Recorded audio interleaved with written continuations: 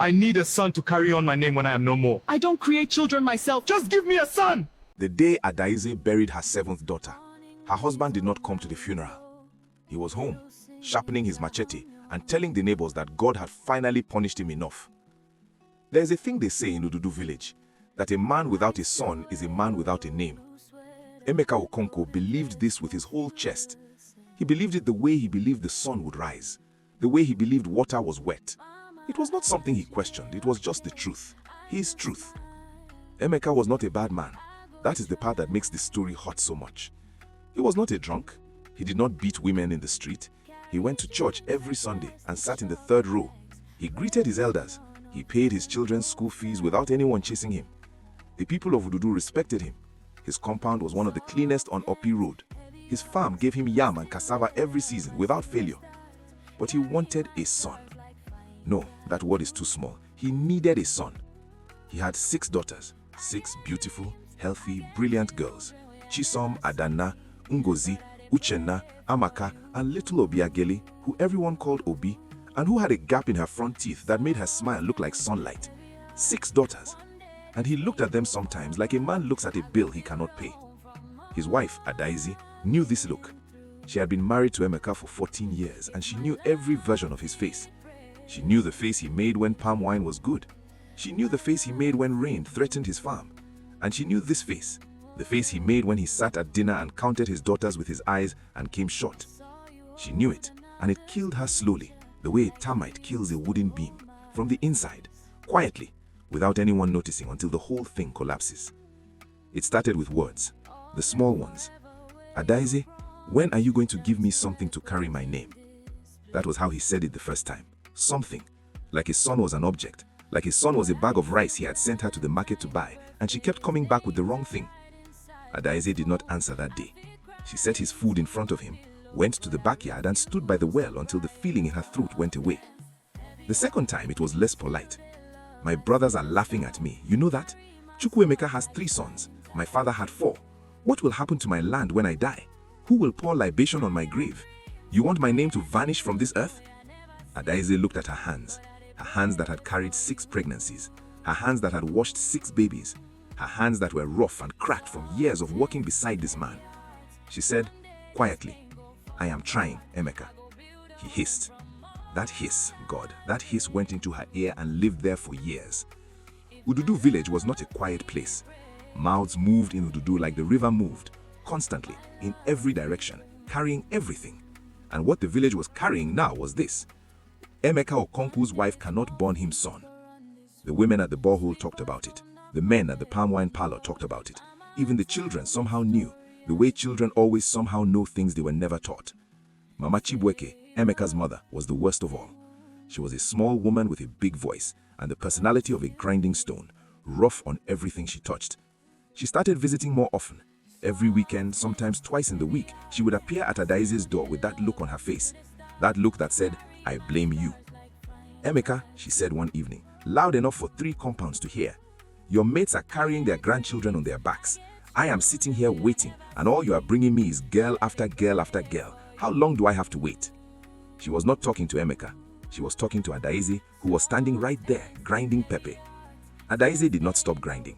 Her hand moved in slow circles, round and round. She did not look up, but her eyes were full. When Adaeze became pregnant the 7th time, something was different. She felt it. She could not explain it, but she felt it. A heaviness, a weight in her body that was different from the other 6 times. Her back hurt more. She vomited more. She could not stand pepper. She could not stand the smell of fish. Emeka noticed too, and something in him shifted. He started being kinder. He bought her vitamins from the pharmacy in town. He stopped asking her to carry heavy things from the farm. One evening, he sat beside her on the veranda and held her hand without saying anything. Just held it. Adaeze looked at their joined hands and felt something she had almost forgotten. Hope. Not hope for a son. She was done with hoping for that. She had stopped choosing.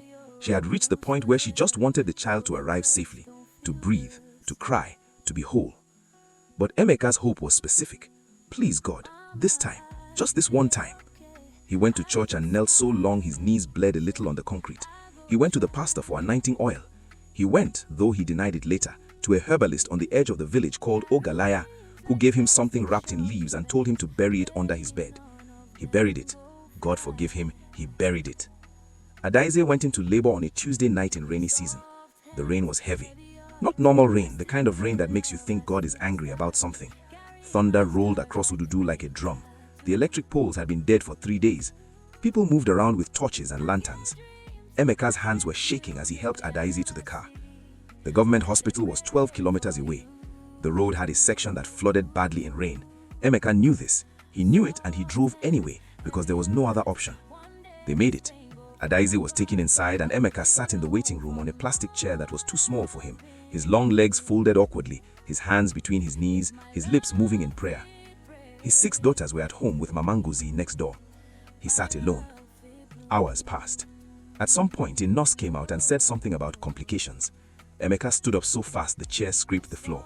What kind of complications? Sir, please calm down. I said, what kind of complications? The nurse lowered her voice. Sir, please calm down. The baby is not in a good position. They are managing it. Please, just pray. Emeka sat back down. He was shaking visibly now. A man near him, a stranger waiting for his own news, quietly moved his chair closer and put a hand on Emeka's back. God is in control, my brother. Emeka could not speak. He just nodded. At 4:47 in the morning, a doctor came out. He looked tired. His scrubs had a mark on them. He removed his gloves slowly and came to stand in front of Emeka. The baby was delivered. Emeka's heart almost stopped. And my wife? Your wife is stable. She lost a lot of blood, but she is stable. Emeka exhaled. A whole body exhaled from his head to his feet.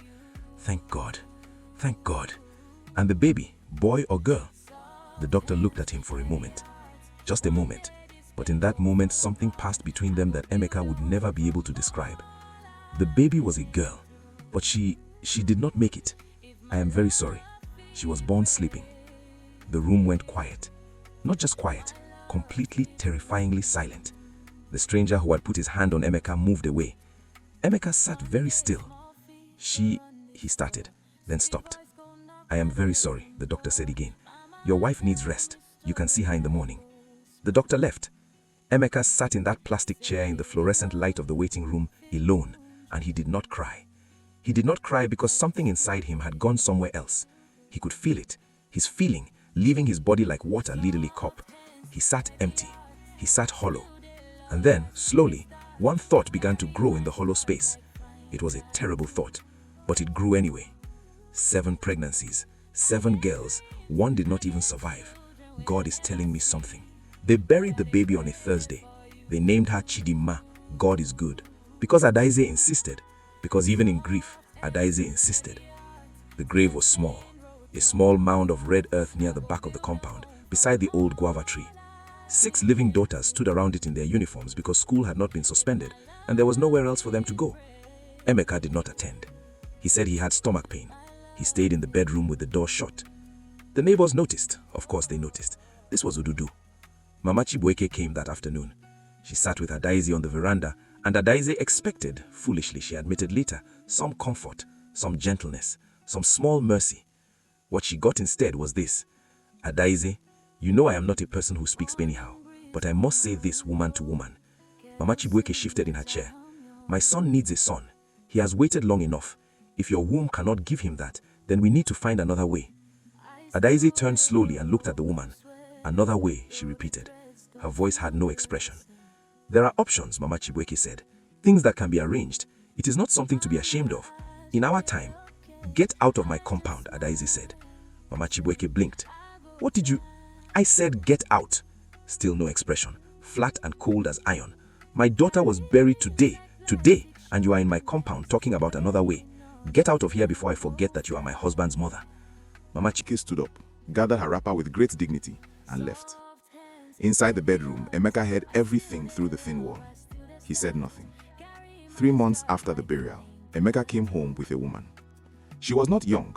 She was maybe 30, 32.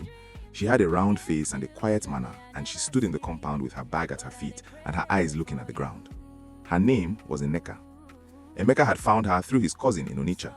The cousin said she had already borne 2 sons for her previous husband before they separated. Proven womb, the cousin said, no risk. Emeka stood in the middle of his own compound and told his wife this. He told her like a man reports the weather, like it was information, like it was simply a thing that was happening. Adaeze was standing by the door. She had been about to go inside with a bag of vegetables. She stood there with the bag in her hand and listened to her husband speak. The 6 daughters were in various parts of the compound. Chisom, the oldest, was 17. She was doing her homework on the veranda. She stopped writing when her father started talking. Adaeze said nothing for a long time. Then she said, "Emeka, look at me." He looked. "Look at your daughters. Look at your house. Look at what we have built. And look at what you are doing." He said, "I have to do this, Ade. You know I have to." "You have to." She tasted the words. "You have to. It is not against the law. It is our tradition. I am not throwing you out. You are still my wife. You will always..." "Don't." Her voice cracked slightly, just slightly. "Don't tell me I am still your wife." The vegetable bag slipped from her hand. Tomatoes rolled across the compound floor. None of the daughters moved to pick them up. Chisom was not like her mother, quiet and enduring. Chisom was sharp. She was the kind of person who said what others were thinking before they were even finished thinking it. Her teachers at school called her Tu Bintu, and her grandmother called her that girl with a mouth like a man. That night, when Emeka was settling Nneka into the second room, the room that had been used for storage, Chisom came and stood in the doorway. "Papa?" Emeka looked. "Go inside, Chisom." "Papa, I want to ask you something." "I said go inside." "Am I not a person?" He froze. "Me, Chisom, your first daughter, the one you drove to school every morning for 6 years when the bus was not working, the one you stayed up with when I had malaria. Am I not a person, Papa? Is something wrong with me? Is something wrong with Adana, or Ngozi, or Uchenna, or Amaka, or Obi? What is wrong with us that you are doing this?" Emeka's face did something complicated. Pain moved across it, real pain, the kind that meant he was not a stone, but then closed back up again. "You will understand when you are older," he said. "I am 17, Papa. I understand now. You are telling us that we are not enough. You are standing in our house and telling 6 of us with your actions that we are nothing. That is not what I am saying. It is exactly what you are saying." She walked away. Later that night, Adaeze could hear Chisom in the room they shared with Adana crying with the sheet pulled over her head so no one could hear her. But Adaeze heard. A mother always hears. Here is the thing about Nneka that nobody expected. She was not a bad person either. She had her own grief, her own story. A husband who drank, 2 sons she barely saw because the courts had given them to him. She was a woman who had been chewed up by life and spat out, and had looked around at what was left of herself and said, "Okay, what now?" What now was this, an arrangement with a man she barely knew, in a compound full of people who hated her through no real fault of her own. She tried to be invisible. She cooked for herself. She did not try to use Adaeze's kitchen. She greeted the daughters in the morning and they looked through her like she was glass. Obi, the youngest, the one with the gap-toothed smile, was the only one who sometimes looked at her directly. Children are strange that way, not yet fully trained into hate. One morning, Obi came to Nneka's door and stood there. "Are you going to be our new mama?" Obi asked. Nneka's face collapsed for just a second, then she pulled it back together. "No, my love, you have a mama." "Then why are you here?" A long pause. "That is a question for your papa?" Nneka said quietly.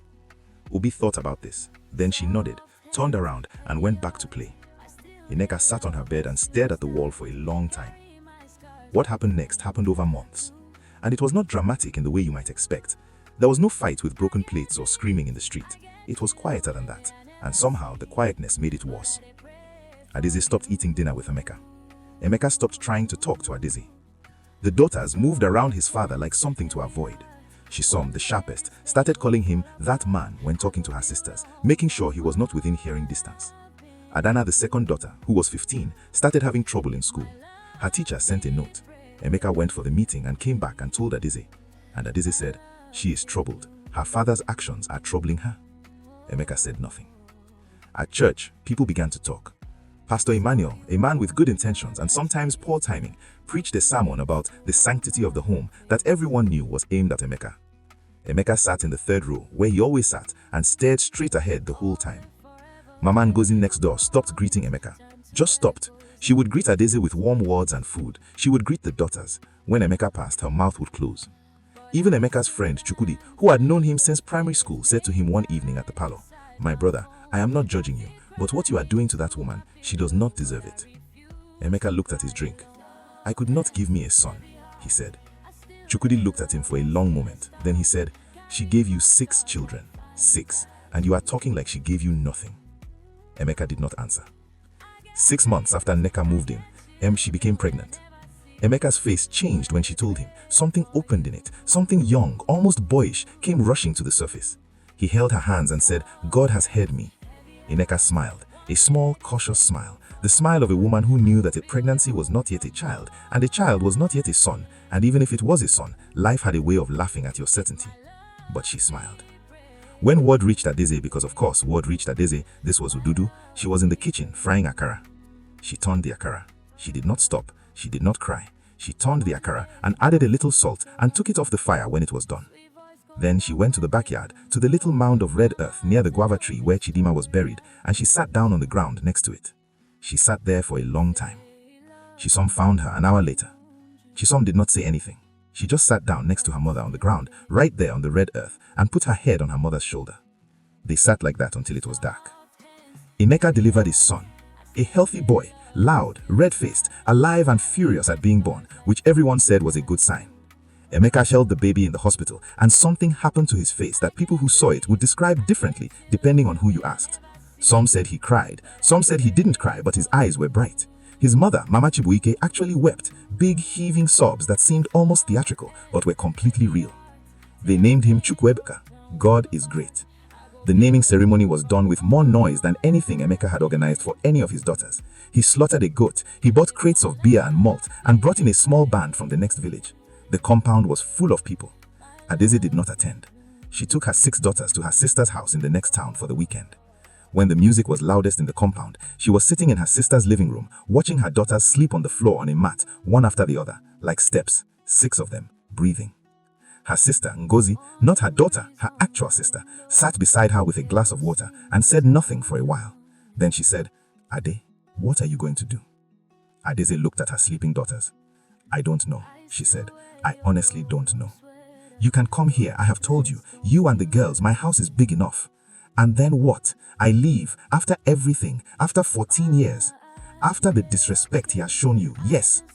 Where do I go, Ngozi? This is not a film. I have 6 daughters. The oldest is in SS3. I have no work. Our land is in Emeka's name. Where do I go?" The question sat between them like something heavy. Neither of them could move it.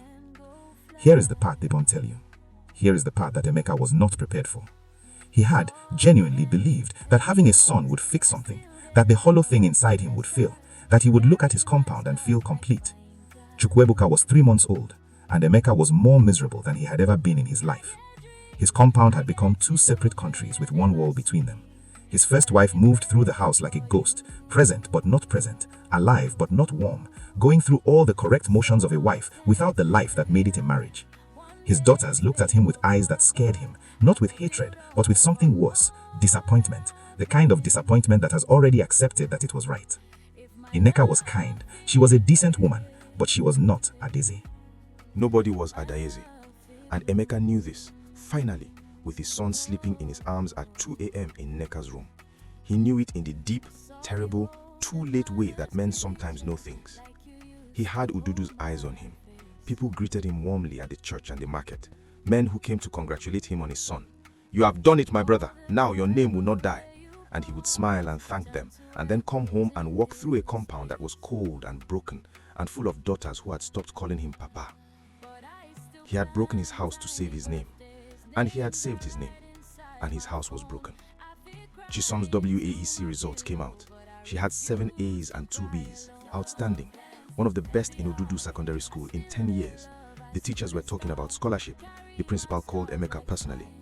That evening, Emeka went to Chisom's room to congratulate her. He knocked, she opened the door and looked at him without expression. "I heard your results," he said. "I am proud of you." Chisom looked at her father, really looked at him, the way young people look at their parents when they have decided to see them clearly, without the soft filter of childhood. "Thank you," she said. "You know I will support your university fees, whatever you want to study. I got into Unilag, scholarship, full. I don't need your fees." He blinked. "Oh, that is wonderful. I came and sat with Mama that night when you were playing music for your son. Do you know where we were? At Auntie Ngozi's house on a mat, me and my 5 sisters, while you were dancing." Emeka's throat moved. "Chisom, I am leaving next month," she said. "I just wanted you to know." A pause. "I will take care of Mama and my sisters. That is the son you were looking for, Papa. It was always us. You just could not see us. She closed the door. Emeka stood in the corridor. He stood there for a very long time. Nneka left when Chukwuebuka was 18 months old. She did not leave with drama. She packed her things on a quiet Wednesday while Emeka was at the farm, left the baby with a neighbor, and left a letter that said simply, "I came here for a reason that made sense at the time, but I am in the middle of someone else's life and it is breaking all of us. Chukwuebuka will be better with you. I am sorry for everything." She was gone before evening. Emeka came home to a baby and a letter and a room that was already starting to feel empty. He sat on the floor of that room with the baby on his lap, and Chukwuebuka, who was too young to understand anything, reached up and grabbed Emeka's chin with his small hand. And Emeka finally broke. He cried. Full, ugly, grown man crying. The kind that shakes the shoulders and makes no sound for a while because the body cannot decide between breathing and weeping. He cried and his son held his chin and looked at him with wide, curious eyes. What do you say about a woman like Adaeze? She did not leave. She had nowhere to go. And then she had somewhere to go, and she still did not leave. Because she was Adaeze. Because something in her, stubbornness, love, pride, or some combination of all three, could not walk away from what she had built. But she was different now. The warmth was still there, but further in, you had to look harder to find it. She loved her daughters with everything. She planted a small garden behind the house. She started selling puff-puff on weekday mornings to have her own money in her hand.